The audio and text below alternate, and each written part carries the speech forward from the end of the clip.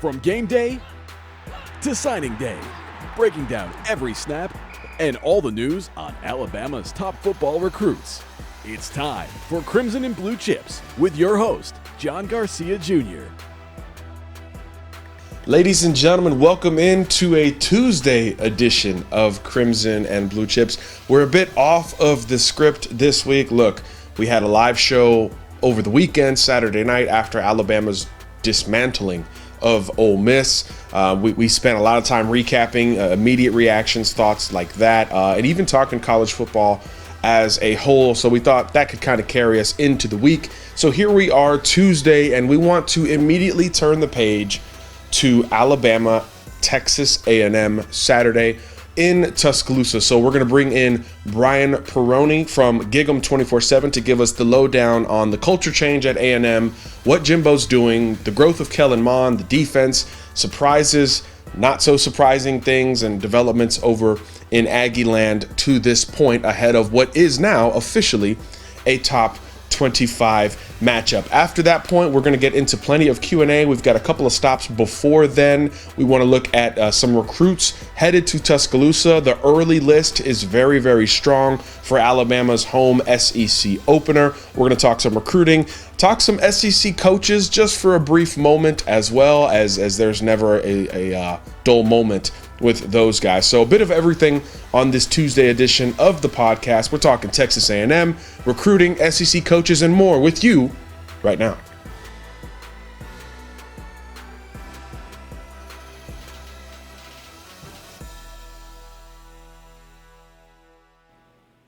I've worked with this man for quite some time at 24/7 Sports, but never got him on Crimson and Blue Chips. So let's change that right now. Brian Perroni, GigEm247, of course, the Texas A&M affiliate on the network.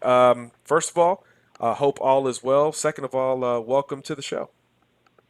Oh, thanks for having me on, man. So, obviously, this week it's still early in the week, first of all, but it seems like we're getting a lot of the whole Alabama A&M conversation out of the way early. So we decided to bring you on, and I kind of wanted to start right there. When Jimbo took the job and all of this was in motion, it looked like, okay, like we'll see where it goes. It's probably going to take some time, but you expect Texas A&M to be a legitimate threat to everybody at some point. But Clemson found out that some point was a little sooner rather than later, and obviously now it's Alabama's turn. So I guess how surprised are you at the rapid success, at least perceptionally, that Texas A&M is enjoying in year one under Mr. Fisher? Yeah, I'm not going to lie at all. The Clemson game was a huge surprise to me. I thought Clemson would be able to just run the ball down A&M's throat. They have, five-star receivers, a quarterback who could run, and A&M's defense suffers from depth issues and just doesn't have the stars that Clemson had. So seeing the defense play as well as it did was a surprise, and then also seeing Kellen Mond at quarterback play as well as he did. His first half was okay. When he came out in the second half, he had over 300 yards passing in the second half alone. He had 430 yards on the game. And A&M not just hung in there with a team that was number 2 in the country, but, had a chance to tie it up with under a minute left if they would have gotten the 2-point conversion. After they fumbled the ball out of bounds in the end zone, that could have been the game, but they got the ball back and scored again. And it just showed the team didn't give up. But I don't think many people, even in College Station, I don't think many people expected it to be very close. And I don't think anybody expected A&M to possibly have a chance to win going into, the final minute. So, the team Fisher was new. He had a tough schedule. He has Alabama and Clemson and within a 3-game span. And a young team. Not a single scholarship receiver is above a sophomore on the entire team. There's only 2 defensive ends that are above sophomores or above freshmen. So, this is a young team, and, nobody was expecting that for sure. Yeah, and obviously Kellen Mond in year 2. What has it all meant for him? I know you mentioned his gaudy numbers in the second half against Clemson, which Bama fans at some point I would imagine were maybe even kind of cheering for the home team there, hoping that he pulled it off. What has Jimbo and the transition and the, I guess, vote of confidence, like, hey, he's the guy. What has all that meant for Kellen in his maturity and his ability to kind of go out there and be the guy, the blue chip recruit that we all saw at IMG and what have you coming out of high school? Yeah, Kellen is a guy, I mean, I've known him going back to his sophomore year in high school, and I mean, he's always been real fun-loving. And now whenever, now that he's no longer a freshman and able to speak to the media, it's just serious Kellen all the time. And, you wonder, hey, is that just, is he just doing that because he's speaking to the media? But everybody says, I mean, he's just a completely different player on the field, but also off the field. He's really taken the change with Jimbo Fisher to heart. And Jimbo is all about, Jimbo wants you to know why you did something every single time, whether it was a good play or a bad play. He wants to know why. And if you can't explain why, he gets mad. Even if you threw a touchdown, say, why'd you throw that guy? And Kellen has just really taken to that change, and he's an incredibly cerebral guy. So seeing him, I mean, it really is just a huge change in him from last year. I mean, he was not very good as a true freshman. And, you had fans wondering, hey, is he even going to is he going to transfer from here? Wondering if that was going to be the case. But, I mean, it's just he's got the confidence now. He's looking and checking down receivers. And he's always had a strong arm, but he's more accurate this year. So, and I think the Clemson game definitely gave him confidence. He said, hey, if I could do that against a defensive line that has 3 future first-round picks and a defense is loaded, then, I might just be okay. Against ULM, he came out real slow in the first half, and it could have gotten to him. And in the second half, he was, didn't throw for 400 yards, but he had another really good second half this past week. And yeah, he's a completely different player, both, emotionally and just the way he throws and the way he's making reads. It's a complete transformation. I've never seen in 1 year like this. Yeah, I think that's going into this game. It seems like Mond is kind of the focus from the Bama perspective, because Bama just beat a team who, everyone expected to spread the ball out and actually score some points. Didn't quite happen beyond play 1. So I think people say, okay, well, now with a true dual threat, perhaps that can kind of rear its head again, just like it has in years past against Nick Saban. And obviously, Texas A&M fans very well aware of that. So we know he's come a long way as a decision maker and as a thrower, but how much is he running, Brian? How much is Mond still keeping defenses on their toes with his ability to use his legs? Well, it's not an RPO offense like it was last year under Noel Mazzoni, but there are a few called runs, but he's also scrambling more this year. Against ULM, he was a team's second leading rusher, which wasn't the case last year. He would have, maybe one big run every couple games, but he wasn't consistently running for first downs and things like that. And now he is. Teams are having to use a spy on him on defense, and that's not something even last year that they had to do. So I think that's what Fisher likes to do. Mond is a pro-style passer. He's a pocket passer that can run, and that's what Jimbo Fisher has always had. So he sort of fits that mold for sure.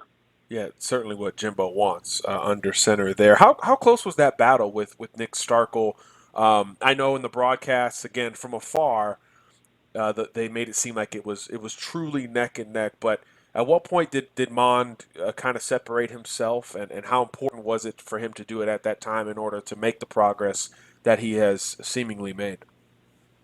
To be honest, it wasn't until the week before the first game that he was even named the starter, but even if you would have asked people in the locker room, I think most would have thought it was going to be him, but it wasn't a guarantee at all.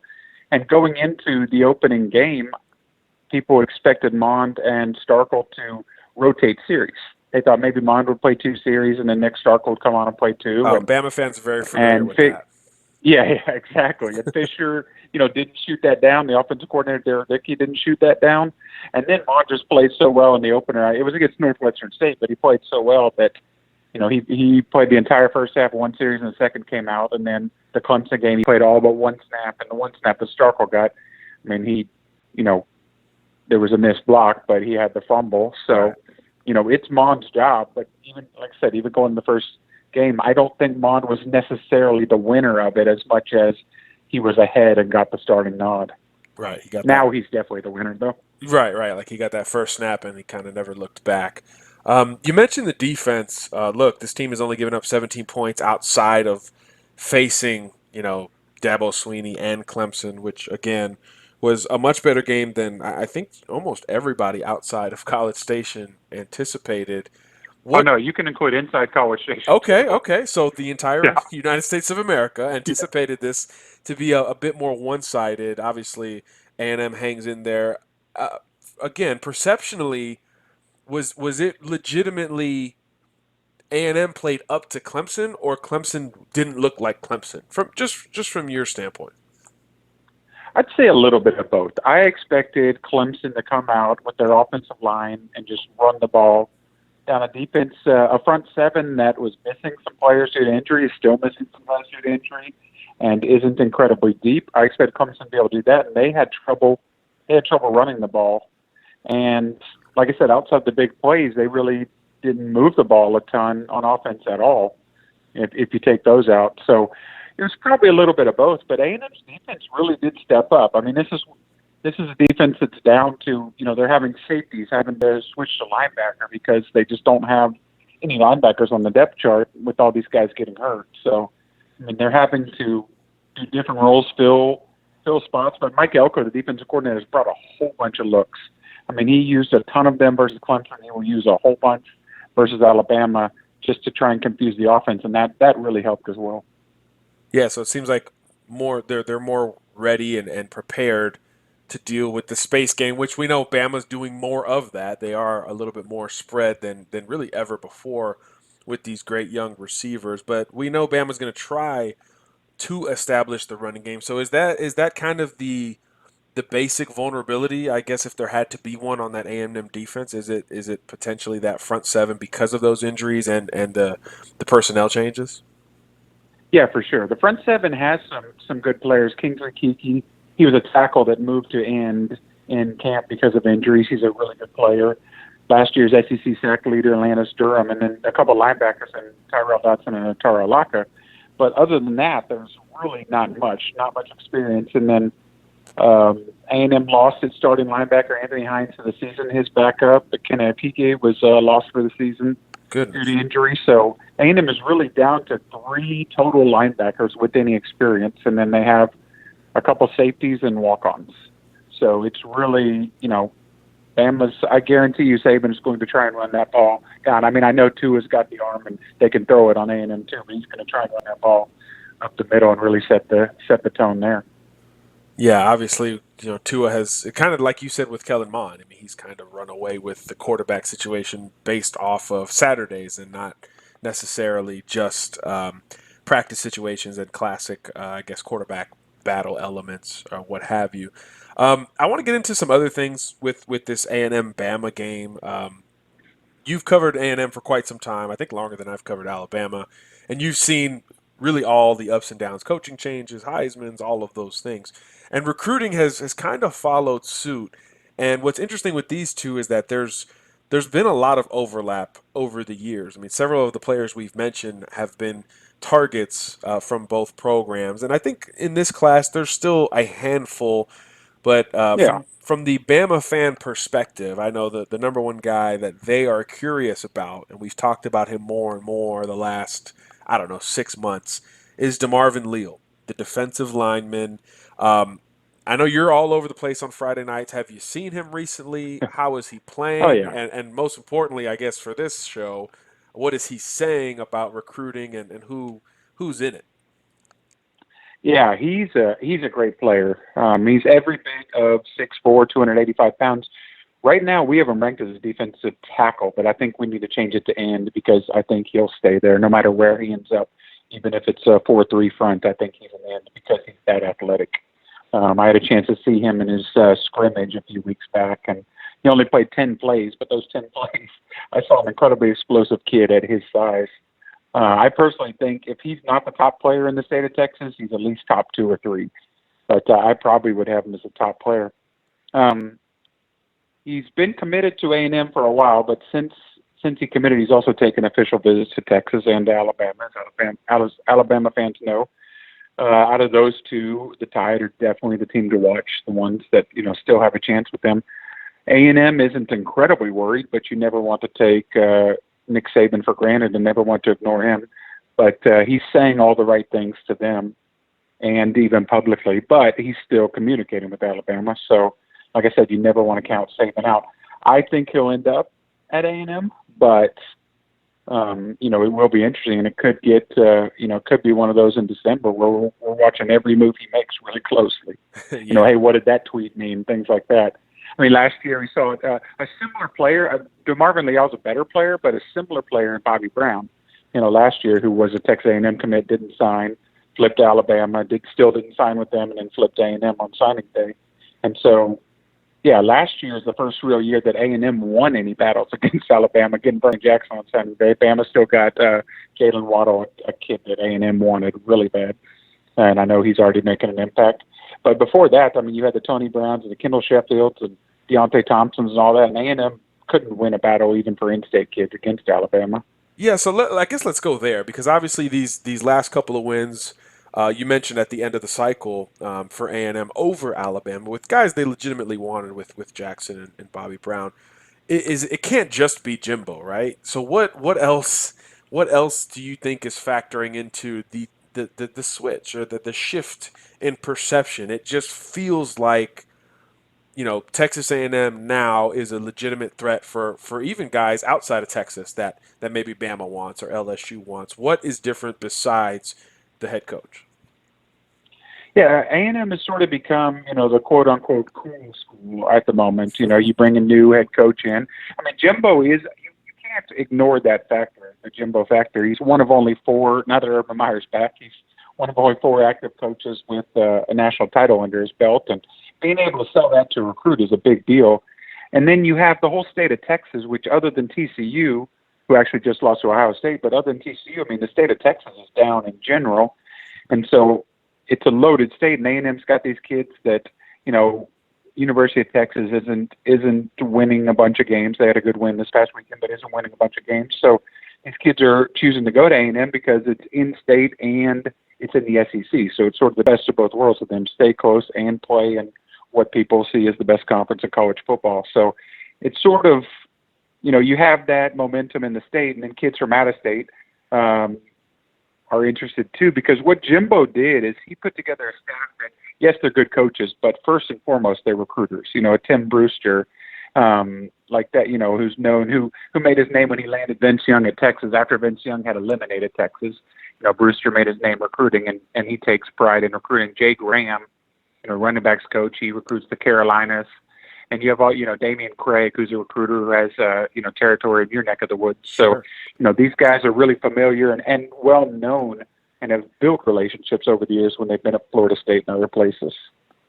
Absolutely. And then, it's not just Leal in terms of that A&M commitment list that I think Bama is at least keeping tabs on. Christian Harris was a guy that at one point on this podcast, Brian, we kind of penciled into Bama at different points. It seemed at one point it just seemed like he was. I thought he was headed there. I thought he was headed there as well. Right, So like he was leaving LSU. He was not staying in Louisiana. It was seemingly Bama or A&M, and obviously ended up A&M. So I wonder that recruitment, even with LSU playing so well now, you wonder how much they could factor in. And then Jeffrey Carter, a guy who we talked a lot about early in the summer, and then it died down really quick because it was very clear that he was going to end up at A&M. Those two guys, from your perspective, Brian, how open, if at all, is Bama in the mix for either guy, or other schools potentially in the mix for those two 4-star defenders? I think both of those are probably done with their recruitment. They're both set to graduate early. They're both taken their official visits already. Harris, he had a connection with the defense coordinator, Mike Elko, because his brother played for Elko at Wake Forest, and the family, his brother Tyler, and the family was really liked Mike Elko, so that was a big deal with him. And he was in town for the Clemson game on his official visit, so that was a good environment to have him in. And, there hasn't been any talk with wavering. But Bama is definitely after a 2020 commit that A&M surprisingly picked up last weekend. after the Clemson game, Damon Demas, 5-star wide receiver, number 24 in the country. I saw your video of that kid. So, yeah. Crap. So 6 days after he committed, he gave me a top 5 list in order, despite being committed. And Alabama, A&M was number 1, so it should have been committed there. But Alabama was number 3, and he really likes the passing game that they've done. Oh, wait, I lied. Alabama was 4. Ohio State moved up to 2 and Texas 3. But and then I saw today, I guess Alabama's official Twitter account accidentally tweeted at him instead of sending a DM. So it's obvious they're still after him, recruiting him. So, I mean, that's a minor violation. Sure. No, they specialize in minor violations. Mistakes, but, yeah.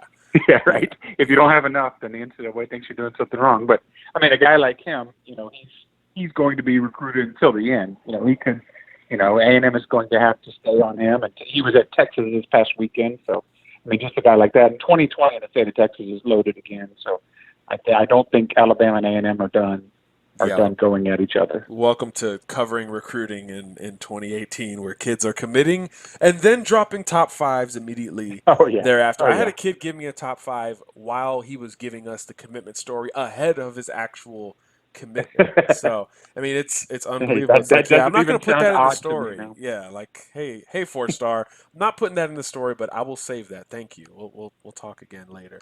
I like going back in recruiting because it's so fascinating. And one of my, I guess, football fantasies, if that makes sense, is high school football in Texas. I've seen it in California. I grew up in Florida. Obviously, I've seen it in the Deep South, Alabama, Louisiana, Mississippi, Georgia. But Texas is like my final frontier with high school. So I really want to get out there at some point. So I want to kind of look back at some of these guys who have ties to that state on both rosters. And just, if you don't mind, if you can kind of roll the tape back and think of some of these guys, where they were in high school and kind of how they were coming out. You mentioned one of my favorite stories ever, Tony Brown. Obviously didn't have the Alabama career that a lot of us thought. He was, I think, top 5 player in the country. But what was it like covering Tony early on? Because for Bama fans, I don't know if you guys are aware, but he's literally known as Crazy Tony to Bama fans. He's just like the wild card that everybody's excited about whenever he really does anything. But what was he like early on in the Lone Star State coming up? As a recruit, as a corner, and obviously as a track star. Oh, Tony was a great kid because he was funny. He's cocky, but not in a bad way. Not in a way that you just shake your head. Right. I agree. Even as a freshman, I mean, this kid, Beaumont Ozan, didn't produce a ton of talent. So this kid is a freshman that's showing up to these camps, and he's taking his shirt off. And, who is this guy? What's he doing? And then, I mean, Tony was a camp warrior. It didn't always show up in pads in high school, but nobody completed passes on him in camps. So, you had this freshman going up against 4- and 5-star receivers. Like, who is this kid? So, and if there was anything near Beaumont or Houston, he would be at it. If ULM had a camp in Beaumont, he was going to be there because he was that competitive. So I love that. Everybody thought he was LSU all the way because his sister, Beloved, was running track at LSU. And with his father being sick, LSU was closer. But Saban really did a good job there. I remember whenever Saban was doing his in-home visit or in-school visit, the local Beaumont TV news station went and covered it. It was that big a deal. So when you're that, if you're a coach and you're in town and that makes the lead of the news, I mean, that's pretty telling. Yeah. Oh, that's great. See, that's why I like looking back. Let's go more recent. Let's go Kellen Mond, because he was originally from out that way, then went to IMG. Yeah, San Antonio. Right. Yeah, so, he was at San Antonio Reagan High School and committed to Baylor, and then he went to IMG. So what was that Kellen Mond like versus the guy that Alabama's going to face on Saturday? Well, so Kellen Mond at Reagan was more of a passer. He definitely ran, but he was more of a passer. So at Reagan, he actually followed Trevor Knight in the offense there, and then he followed Trevor Knight at A&M. He ended up, even though, Kellen was committed to Baylor and Knight went to Oklahoma to start. But, yeah, they were back-to-back there in San Antonio, Reagan. But, yeah, he was, as a sophomore, this kid just, you started hearing whispers in San Antonio. San Antonio is not a recruiting hotbed. So you started hearing about, hey, there's a sophomore that's doing these big things at quarterback, and he led his team on a deep playoff run, and then started getting the offers. Committed to Baylor, went to IMG, opened things up when Bryles was fired and everything went down, and then came down to A&M and Auburn. And basically, one school was going to end up with Kellen Mond, and the other was going to end up with Jarrett Stidham. And A&M wanted to go young and went with Mond. Kevin Sumlin decided on that, and Auburn got Stidham. And it's worked out for both. Last year, A&M fans probably would have said, "Hey, why didn't we take Stidham?" But this year, they're happy that Mond is there for sure. And then the guy another one you mentioned earlier that has become, it's like he's like the new Tony Brown. He's got his own new cult following. Every time he touches the ball, everyone kind of freaks out a little bit. Jalen Waddle. I know he came from Episcopal, which had all those guys the year prior, Marvin Wilson, and the big offensive tackle, was it Walker Little? Walker Little. Yeah, so there was 2 5-stars the year prior, and then this kid the next year. So I think that kind of, I guess, hurt perception a little bit, just because, first of all, he was a smaller guy, and second of all, like, they already had all the recruiting buzz. But what was it like watching him? Because, like I said, he's, as a freshman, to see the field period is a big deal, and again, he's got a group. He's got a core group already, like 3 games into his career. Yeah, I think it was the Florida State 24/7 site. Somebody tweeted a headline: Marvin Wilson's teammate does this, and they got all over him. They're like, "Hey, he's got a name. This is Jalen Waddle." I remember that. That was for Jalen Waddle. Wow. Yes, exactly. So it's Marvin Wilson's teammate earns an offer from Florida State, and then he ended up turning into maybe even more highly recruited than Marvin. Which is interesting. In Texas, private schools they don't compete with public schools for the playoffs, and not many people really care if a private school wins a state championship, so you don't see a bunch of talent there. So to have 2 5-stars and then a 5-star the next year, one private school, is unheard of in this state. It just doesn't happen. Kids go to public school in Texas. They don't go to private schools. So the fact that, Jalen turned out to be such a stud, which his coach had told me that when he was a freshman, and I'm watching Walker and Marvin, and he said, "Hey, watch this kid too." So, okay, a little slot receiver, who knows? And yeah, he turned out to be, every time he touches the ball, he's incredible. You were talking about the video of DeMond Demas. He scored 5 times. He touched the ball 5 times and scored all 5 times. Well, I went to a scrimmage with Jalen Waddle, or a game with Jalen Waddle. It was that same way. His junior year, he actually scored more touchdowns than he was tackled. What? So he scored on Say that again. He scored on 70%. So he scored on 70% of his receptions. So the other 30% he was tackled, and then 70% of them were touchdowns, and then he also had 5 or 6 return touchdowns. So, wow. It's just incredible. He's just got such wiggle. I haven't seen somebody cut like he does in a long time, if ever, at the high school level. Wow, and that's obviously coming from the great state of Texas. Yeah, that one. I remember. At camp at Alabama, I had 2 sources there, 2 coaches, because Nick Saban's it's like Fort Knox. We can't go to any camps or anything. So Kevin Sumlin was the same way. Yeah, so it's like all friend of a friend, or guy who got beat by this kid telling us stuff. But anyway, a coaching source we had on staff at Alabama said that he was the most explosive kid that they've ever had at camp, and I was just like, okay, I get it, y'all want this kid, but he couldn't have been that explosive. And he came back for the second camp of that summer, and they said it again. So I guess he's always been like that. But again, smaller guy, private school, following those 2 5-stars. I'll admit, I didn't even give it the attention it deserved. I said, hey, Bama really wants this kid. They would love to add him to the class. He's probably the top wide receiver target. But that was kind of it. You kind of moved on. You didn't really dig into it like we are with some of these other guys. But I guess that wasn't alone. That happened with more than one person. No, yeah, exactly. And he ended up A&M. That was the only real big loss that A&M had on signing day. They landed just about every kid they went after. You saw a couple in the state of Alabama, a couple in the state of Florida on signing day. I think there were 8 commitments, but Jalen was the one that they really wanted, because they liked him just as much as Alabama did. Amazing.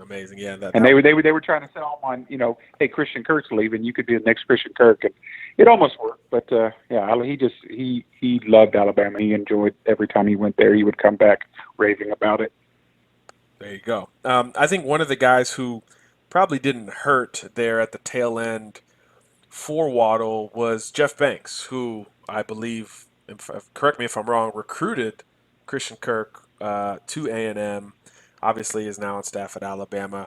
What was kind of the we don't hear much about special teams coaches, right? Especially as recruiters. No, What no. I guess what made him a name? Because even when Nick hired him, like you heard Jeff Banks, like, oh yeah, I've heard of him.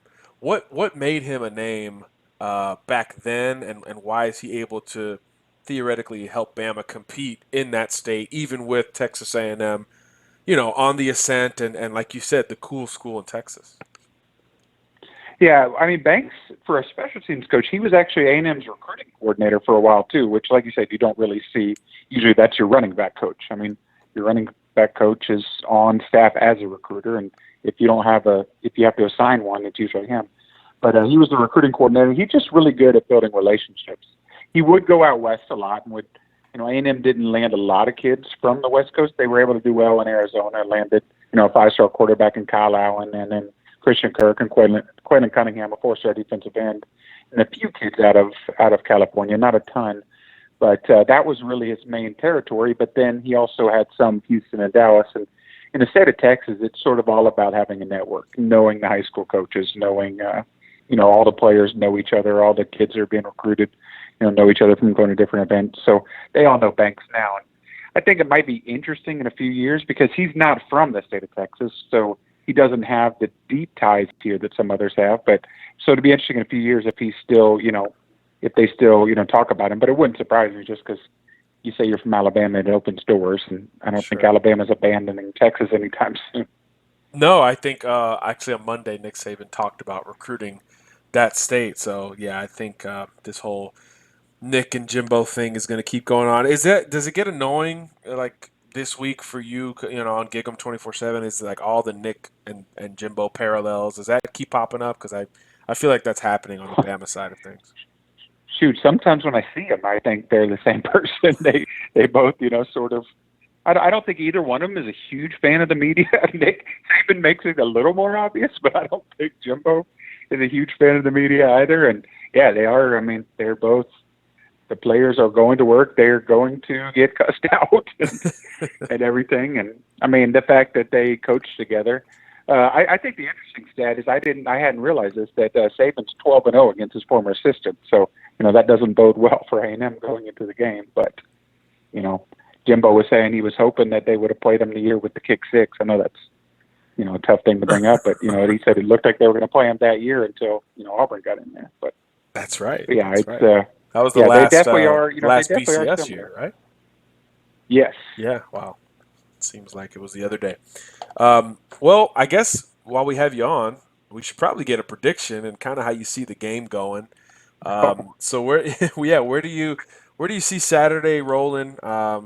Between Bama and A&M. I thought the spread was alarmingly big. Oh yeah, almost 4 touchdowns. Yeah, I mean that's a. I thought it would be 16, 17, but what was it, 24.5, and some were up to 27. I mean, it's like almost 4 scores. I mean, that's got to be a slap in the face to the Aggies out there. And I know Jimbo is going to bring that up, even though he hates us. He's going to bring that up. So how much motivation can that be, and how do you see kind of these matchups playing out? Because I think there's certainly more advantages for A&M from where I sit compared to looking at Ole Miss last week. And a lot of people thought Ole Miss was going to give Bama a game. So the spread is bigger, and I feel like the advantages are larger for A&M. So those things don't really mesh. So where do you see it? I mean, nobody's been able to slow Alabama down. So until somebody proves they can, it's hard to say, hey, A&M will, if nobody else has. And this will, I mean, A&M isn't a top 10 team, but this will be the best team Alabama's faced so far. But nobody's come within 37 points or 38 points of the Tide. So it's hard to say, A&M shouldn't be a huge underdog. I'm not sure it'll end up being that much, but I think that A&M will have trouble against just the physicality and the speed. The one thing that A&M is lacking on defense, especially, is speed. They have it at wide receiver, but right now the corners are bigger corners. You have some 6'3", 6'2", even 6'4" corners. But when you do that, you give up speed. And so Alabama's got that in spades, so I think that could end up being a difference. That and just an offensive line that might wear down the defensive line. So if I had to predict, maybe 2 touchdowns, 17 points in Alabama's favor. But I would have said the same thing against Clemson, so I'm not going to say anything that's going to surprise me. Interesting. Real quick, who would sting the Aggie fans more? A Jalen Waddle punt return touchdown or a Deontay Thompson pick six? Jalen Waddle for sure, because one, that's a fresher loss, and two, Deontay Thompson, Alabama was his very first offer. He wasn't on any radar. They offered him a camp, and he committed pretty much on the spot. Now, after that, A&M was after him, but yeah, he wasn't the guy that a lot of fans knew since he was committed to Alabama that whole time, whereas Waddle was with the new staff too. It was, like I said, it was the only real loss that they had on signing day. So that would definitely, A&M fans would not like to see that. I mean, they don't. It's not like they hate the kid or anything. I mean, he made his own decision, but yeah, I don't think they'd be happy that Saban came and stole his kid and now is using him against us, kind of deal. Well, I was just trying to think of a Texas guy, and I don't think Tyrell Shavers will play very much. Or, there's some linemen in there, but what are they going to do in terms of? Shoot, maybe what if Jalen Hurts, comes in and does those things? I mean, that was a guy that when A&M lost their 2 5-star quarterbacks in 2 days to transfer, they came after Jalen late. And was he already committed? He was enrolling early at Alabama. Okay. Yeah, he had been committed to Alabama a while, and he was enrolling early. Now, if he wasn't enrolling early, there may have been a chance that A&M could have, because they put the full court press on him, and his dad's a Texas high school coach and knows what it means to play in the state of Texas. So, yeah, that was one they really wanted.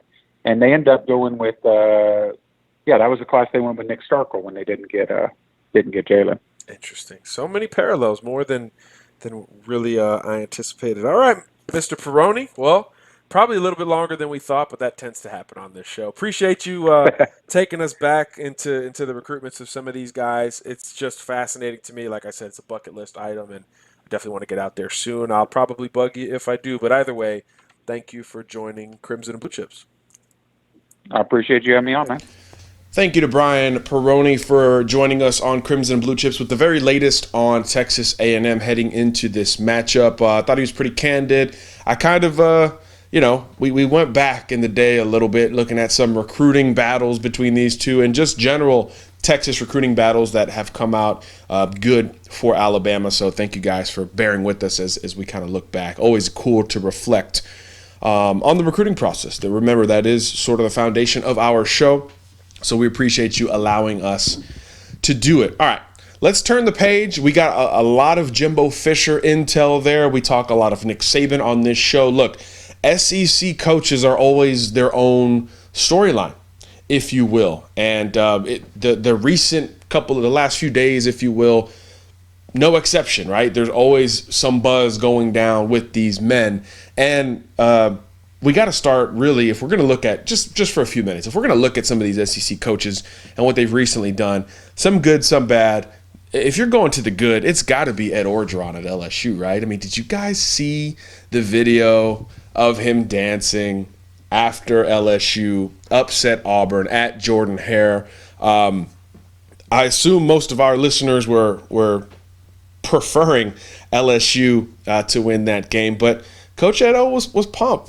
He was crunk. He was getting down with his guys, and it was fantastic. That's the beauty of it. Coach O is one of the few remaining great characters on and off the field in the SEC, and I know I've campaigned for Lane Kiffin to join the league, most likely by replacing him. But if that's not going to happen, this brand of Coach O, dancing, yelling, pumped up, that's the guy I want to see on the sidelines for LSU. So for the sake of storyline, let's have LSU keep winning some games ahead of that November 3rd matchup between Alabama and the Bayou Bengals at LSU, by the way. So that one, November 3rd, has the makings of quite the matchup, especially with the contrast of head coach between the robotic Nick Saban and the not-so-robotic Ed Orgeron. So spanning across the SEC, you see a lot of different things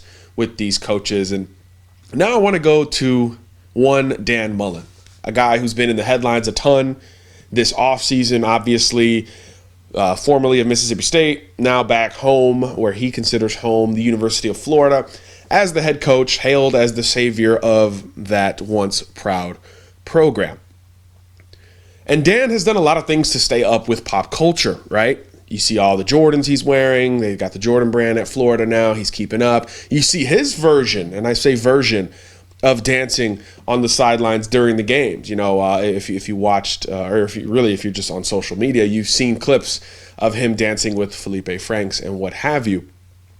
But then on Monday, I found a flaw. I found a hole in Dan Mullen's pop culture game. This comes from Jackie Franchuli, a former colleague of mine who covers the Gators, who still covers the Gators. She tweeted, Dan Mullen wants his team to be like the Incredible Hulk. Dr. Banner around campus and the Hulk on the field. Hashtag Marvel Gators. Okay, first of all, this is not a knock on Jackie. She's reporting the facts, okay? That's what Dan Mullen wants. He said it at his press conference. But clearly, Dan Mullen doesn't keep up very often with the Marvel universe. You got to be under a rock to not have seen Avengers Infinity War, or at least know what the heck happened in the movie. So there's this big purple dude. His name is Thanos. And he basically beats up everyone. And literally the first scene of the movie sets that tone by him beating up who very, very easily? Yes, the Incredible Hulk. So bad that for the rest of the movie, we don't see the green guy because he's scared to come back out. So if that's what Dan Mullen wants for his Florida Gators, I actually have a good prediction for you, Mr. Mullen. You're going to get that from the Gators, who are going to be struggling to get towards a bowl in 2017. That schedule for Florida is pretty tough. You got the world's largest outdoor cocktail party coming up here in a little bit. You've got LSU somewhere thereafter. Well, the end of the season seems a little bit easier with Florida State looking like it does. But if you want the most recent Incredible Hulk, Dan Mullen, you're probably going to have that on your football team, and it certainly looked that way against Kentucky. All right, the Infinity Gauntlet is back in its rightful place on my bookshelf and not in front of me. Well, we will go over to Q&A now as I digress. A lot of good submissions. We're going to start on Instagram today from our guy Smitty, a.k.a. El Oso Negro. He's got a couple of comments, so let's dig into them. He says, John, of the recruits left on the board for Bama, who do you think is most necessary for Saban to secure? I think that goes into what we were about to talk about before Q&A, is the recruits visiting this weekend. It's going to be a very strong weekend. There's already indication that official visitors will be strong. Kayvon Thibodeau announced that he was going to visit this weekend. Wan'Dale Robinson has long been scheduled to take his official visit this weekend. But unofficial visitors are going to be just as big.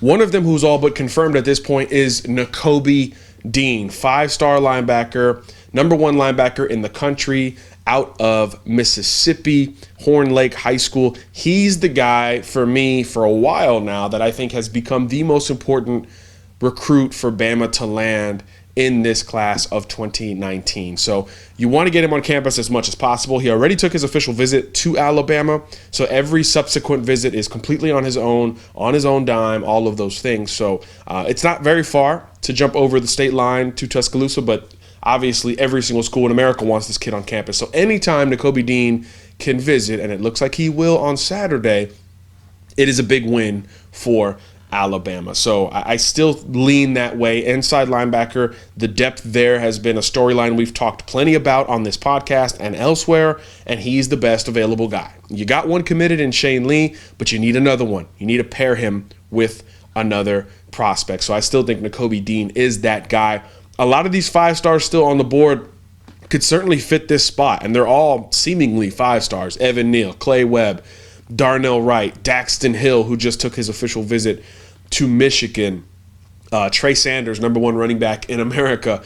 A lot of these guys still on the board are 5 stars, but to me, it's still Nakobe Dean at the top of that list in terms of priority, in terms of need, in terms of, what could shake things up most. No disrespect to Kayvon Thibodeau and some of these other guys, but I think it starts with Nakobe Dean, and getting him on campus this coming Saturday will be the theoretical next step towards that eventual goal of signing him. Tough battle, obviously, ahead. Florida State, Georgia, LSU, Auburn, Ole Miss, Mississippi State. Everybody is still in this race for Nakobe.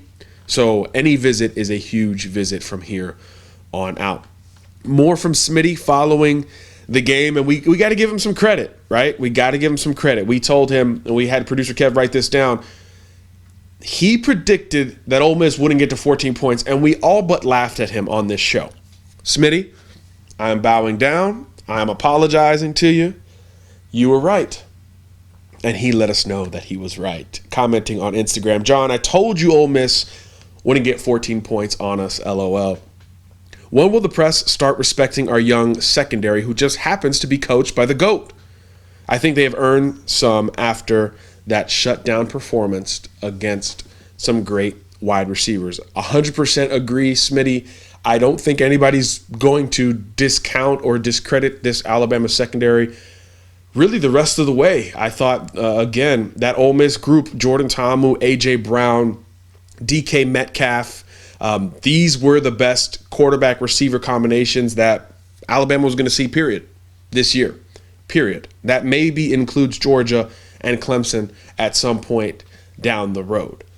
So that's how I felt going into the game. I still feel that way coming out. Alabama passed that test with a resounding A+, outside of one measly play that was man coverage. One guy got beat, and they took advantage.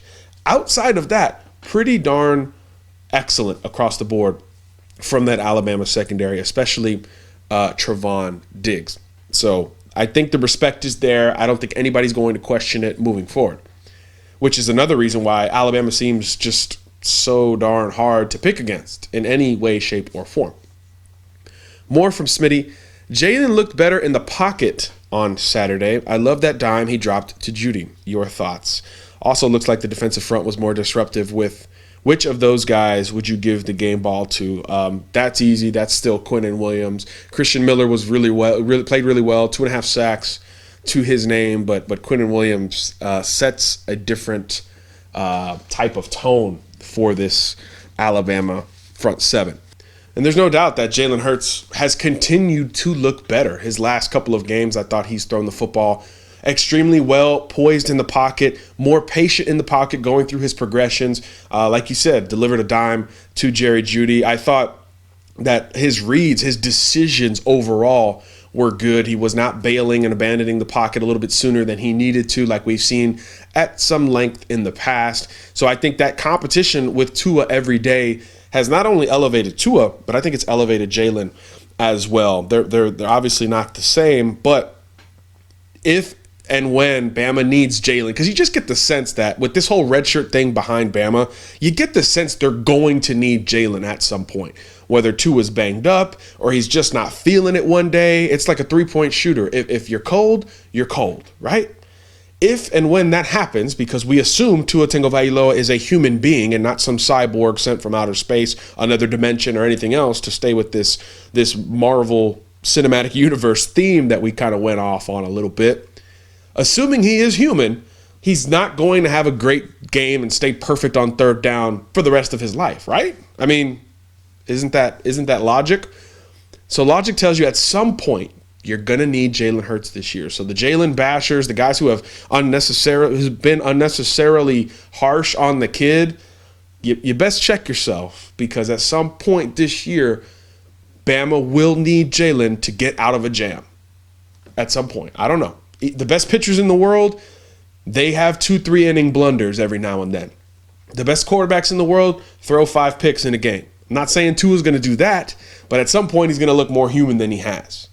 And at that point, in theory, Jalen Hurts will be willing and ready to step in and continue his own progression. So, again, why Jalen has received so much true bashing, I will never understand.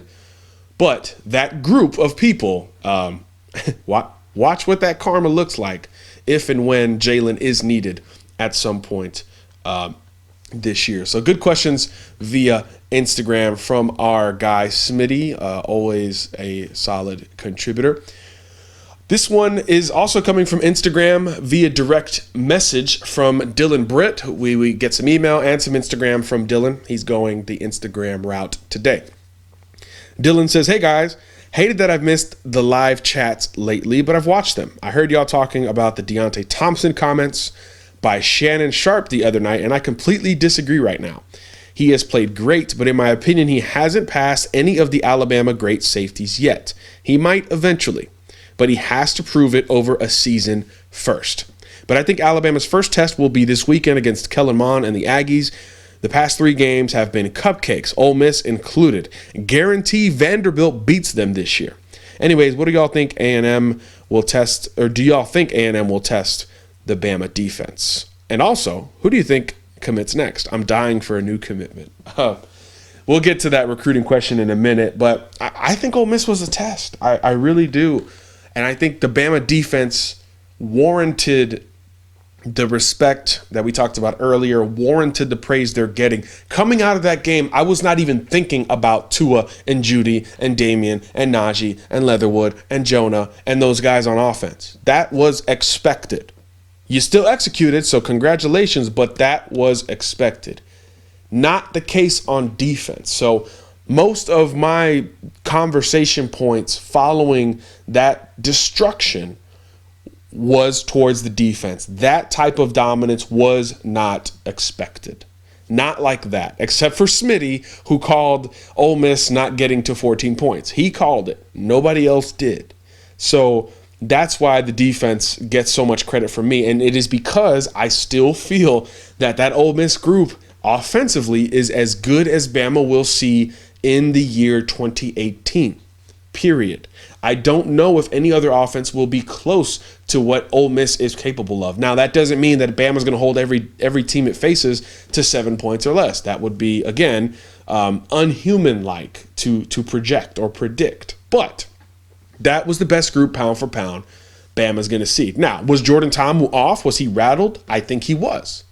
He wasn't on his spots. He wasn't consistent. He threw picks. He got out of rhythm. All of those things, yes, those are true. But in terms of talent, that was the top group that I think Bama's going to see. So I don't consider Ole Miss's offense a cupcake. Now, their defense, worst thing I've seen in the SEC in a very long time. I mean, I would love to see Florida State's inept offense against Ole Miss's inept defense. What a showdown of ineptitude that would be. Just 2 units that, if you look at their individual players, solid, right? Florida State's offense has dudes, 4 stars across the board. A couple of 5 stars too. Ole Miss's defense has dudes, several blue chip recruits, several that at one point or another were targeted by the Alabamas, the Auburns, the LSUs of the world. So something's got to give with those units because talent-wise, they're there. But execution, scheme, and everything else, they're certainly not there thus far through 3 games in 2018. So I would love to see that matchup. But offensively, Ole Miss, not a cupcake. A&M, offensively, a different animal. We had Brian on earlier. They're a different animal. They're going to run the football more pro style. They're going to take what the defense gives them. They're not going to force the ball down the field like Ole Miss. Texas A&M has a different quarterback with Kellen Mond compared to Jordan Ta'amu. I think both guys would like to sit in the pocket. Ta'amu bailed a little sooner than we've seen. I think Mond is a little more able to stay in that pocket and run when he has to, not when he thinks, not when it's desperate, not when it is improvisation. But when they do run, Mond is the more capable runner. So this is a different look. Trevion Williams is the conventional spread running back, small, shifty, explosive. Scotty Phillips for Ole Miss was bigger, more compact, although he's similar somewhat in his skill set. And then receiver-wise, there's not even a conversation between Ole Miss and A&M. So in theory, Alabama will be able to stack the box and make Kellen Mond's arm beat them with their now respected secondary in place. I would assume on first and second looks that is how Bama approaches this game. I expect a lot of pressure, manufactured pressure, and really putting Kellen Mond in uncomfortable spots. That wasn't the plan with Alabama against Ole Miss and Jordan Ta'amu. That was not the plan. Bama was much more willing to sit back and play coverage and use their athletes against Ole Misses instead of forcing the issue. So I think it'll be a bit of a different test, but I still think Ole Miss was a larger test. And then Dylan asking about the next commitment. Hey, Saturday's going to be a strong visitor list in Tuscaloosa in multiple classes, 2019, 2020, even 2021. So it wouldn't shock me if somebody was willing to come off the board. But in terms of the big guns that we've been talking about, in terms of the 5 stars we've been talking about, we're not expecting anything very soon for Alabama in terms of 2019, like Thibodeau, Dean, Evan Neal, Trey Sanders, Clay Webb, Darnell Wright. These guys aren't close to a decision. Daxton Hill, we thought was maybe the closest, but following that official to Michigan, where there's still a lot of positivity in the Alabama side of the conversation, but what we are gathering now is that he's probably going to continue to take his time. We thought at one point, hey, take that official to Michigan and maybe the top safety in the land is ready to pop.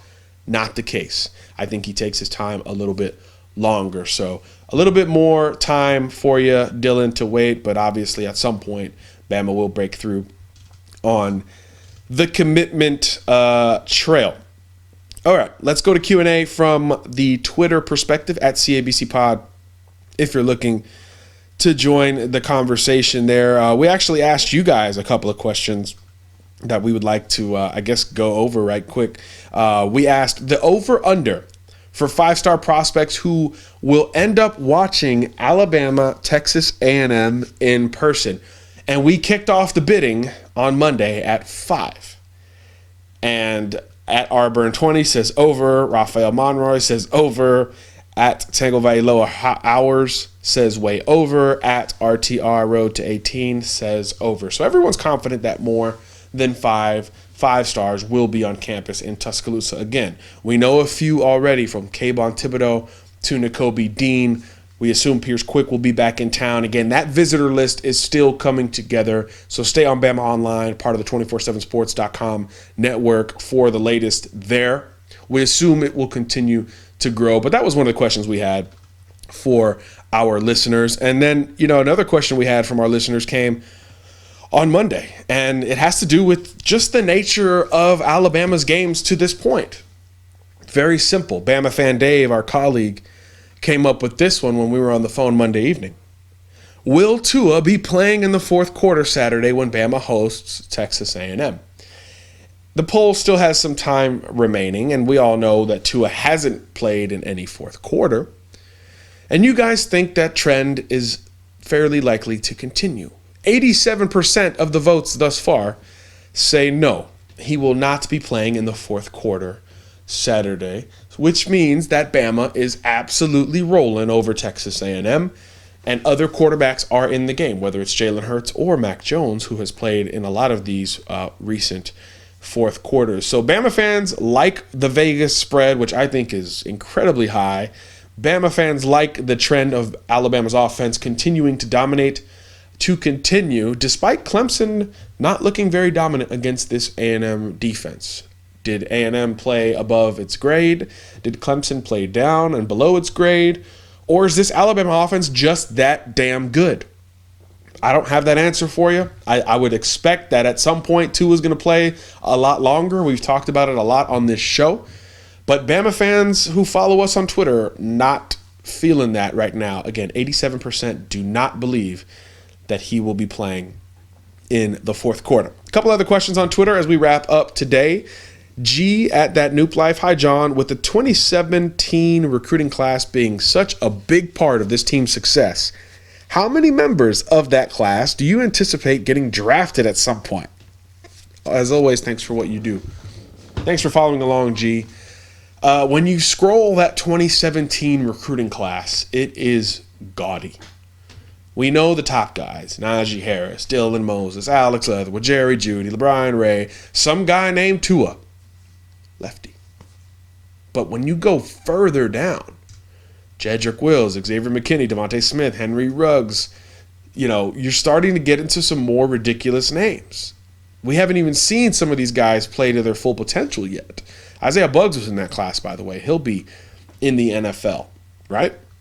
A lot of these guys are still underclassmen. So how many will play in the NFL? How many will eventually be drafted? Just off the top of my head, again, scrolling this list, you got to think Najee gets drafted. Same for Leatherwood, same for Moses, same for Judy, same for LeBron Ray, same for Tua, same for Wills, same for McKinney, same for Devontae Smith, same for Henry Ruggs. I mean, how many is that? That's like half the class already drafted. So it's hard to look at that class and not think, wow, what a job Alabama did. And again, that's what some of these guys not even seeing the field yet. So I think half that class gets drafted, which is unheard of in this day and age. But once again, this is Alabama we're talking about, and things are just different right now under Nick Saban. So I think that half of that group could theoretically get drafted, G, and that is ridiculous. Patrick LaFollette tweets the show.